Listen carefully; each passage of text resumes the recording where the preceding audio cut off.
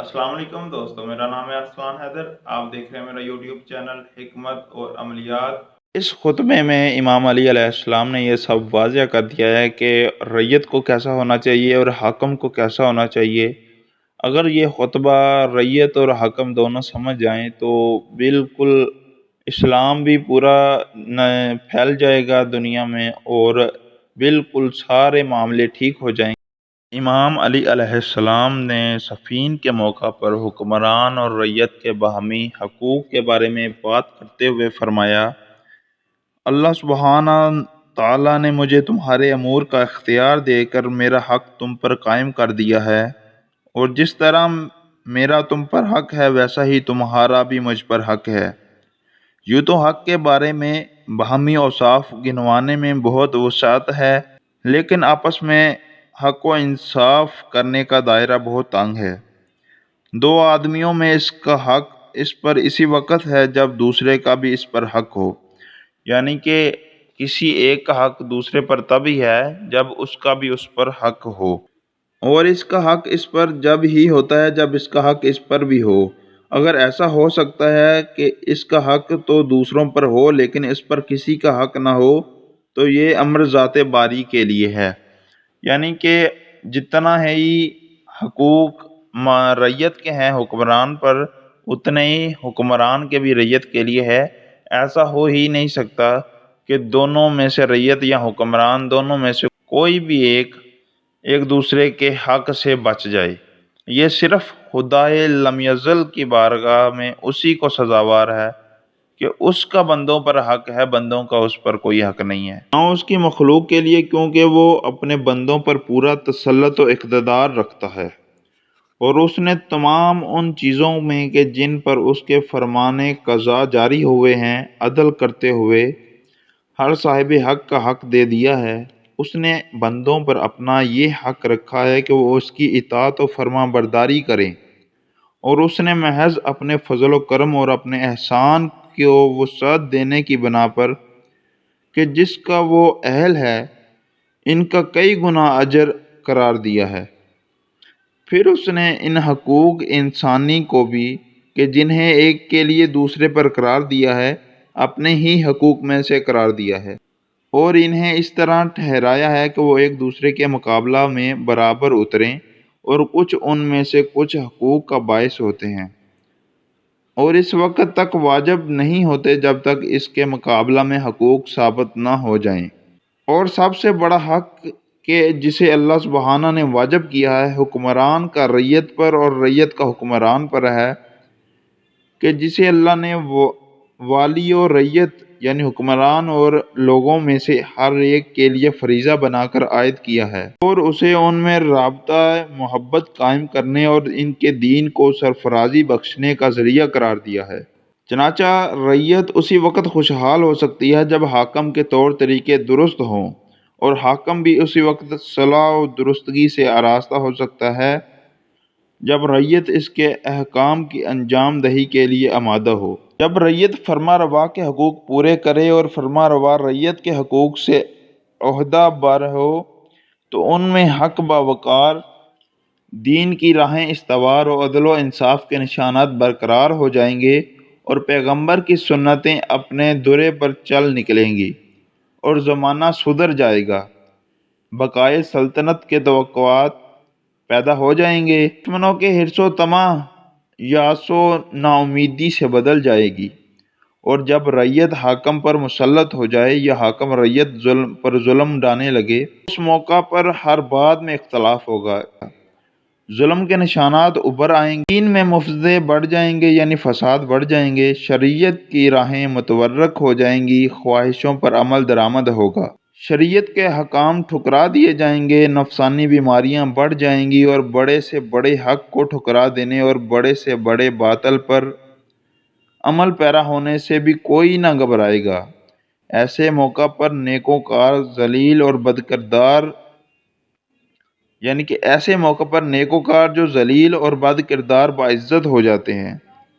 और बंदों पर अल्लाह की अकूबतें बढ़ जाती हैं। लिहाजा इस हक़ की अदायगी में एक दूसरे को समझाना बुझाना और एक दूसरे से बखूबी तावन करना तुम्हारे लिए ज़रूरी है।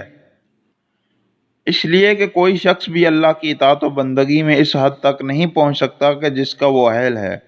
یعنی کہ جتنا خدا تعالی حمد و ثنا کے لائق ہے اتنی کوئی بھی اس کی بندگی نہیں کر سکتا،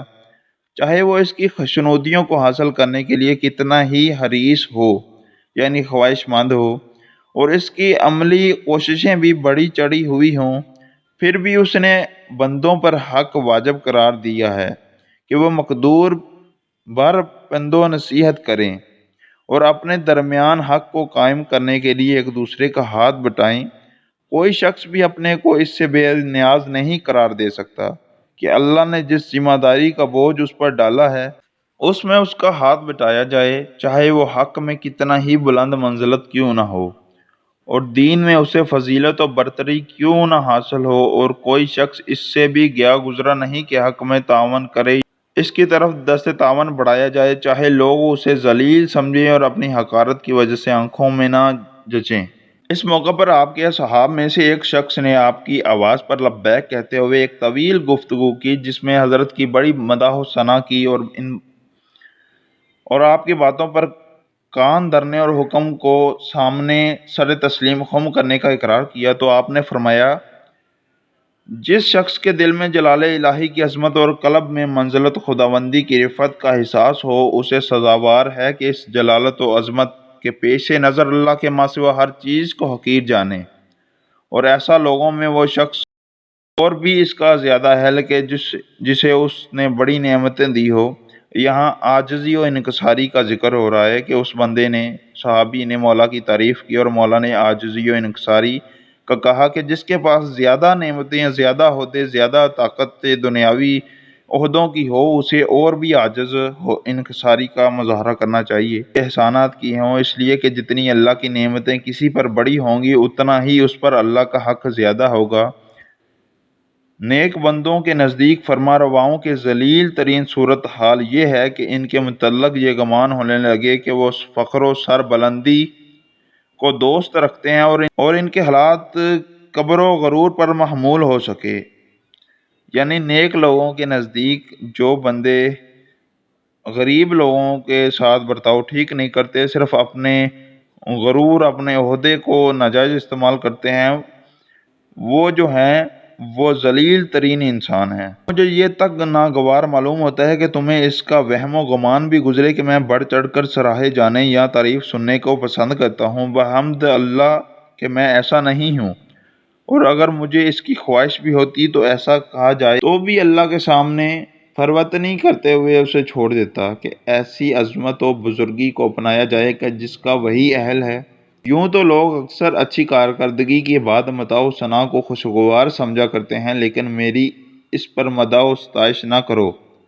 کہ اللہ کی اطاعت اور تمہارے حقوق سے عہدہ بر ہوں، کیونکہ ابھی ان حقوق کا ڈر ہے کہ جنہیں پورا کرنے سے بھی ابھی فارغ نہیں ہوا، اور ان فرائض کا بھی اندیشہ ہے کہ جن کا نفاذ ضروری ہے۔ مجھ سے ویسی باتیں نہ کیا کرو جیسی جابر و سرکش فرما رواؤں سے کی جاتی ہیں، اور نہ مجھ سے اس طرح بچاؤ کرو جس طرح تیش کھانے والے حاکموں سے بچاؤ کیا جاتا ہے، یعنی کہ مولا نے فرمایا کہ میری تعریف کر کے یہ نہ سمجھو کہ تم میری تعریف کرو گے تو میں تمہارے جو ہے تم مجھے میری خوشنودی حاصل کر لو گے، میں تمہیں کچھ نہیں کہوں گا، چاہے تم گناہ کرو یا قانون توڑو، یا کہ تم یہ سمجھتے ہو سے بچ جاؤ گے، تم پر بھی قانون پورا لاگو ہوگا، اور مجھ سے اس طرح کا میل جول نہ رکھو جس سے چاپلوسی اور خوشامد کا پہلو نکلتا ہو۔ میرے متعلق یہ گمان نہ کرو کہ میرے سامنے کوئی حق بات کہی جائے گی تو مجھے گراں گزرے گی، اور نہ یہ خیال کرو کہ میں یہ درخواست کروں گا کہ مجھے بڑھا چڑھا دو، کیونکہ جو اپنے سامنے حق کے کہے جانے اور عدل کے پیشے کیے جانے کو بھی گناہ سمجھتا ہو، اسے حق و انصاف پر عمل کرنا کہیں زیادہ دشوار ہوگا۔ تم اپنے کو حق کی بات کہنے اور عدل کا مشورہ دینے سے نہ روکو، کیونکہ میں تو اپنے کو اس سے بالا تر نہیں سمجھتا کہ خطا کروں، اور نہ اپنے کسی کام کو لغزش سے محفوظ سمجھتا ہوں، مگر یہ کہ خدا میرے نفس کو اس سے بچائے رکھے کہ جس پر وہ مجھ سے زیادہ اختیار رکھتا ہے۔ ہم اور تم اسی رب کے بے اختیار بندے ہیں کہ جس کے علاوہ کوئی رب نہیں، وہ ہم پر اتنا اختیار رکھتا ہے کہ خود ہم اپنے نفسوں پر اتنا اختیار نہیں رکھتے۔ اسی نے ہمیں پہلی حالت سے نکال کر جس میں ہم تھے بہبودی کی راہ پر لگایا، اسی نے ہماری گمراہی کو ہدایت سے بدلا اور بے بصیرتی کے بعد بصیرت عطا کی۔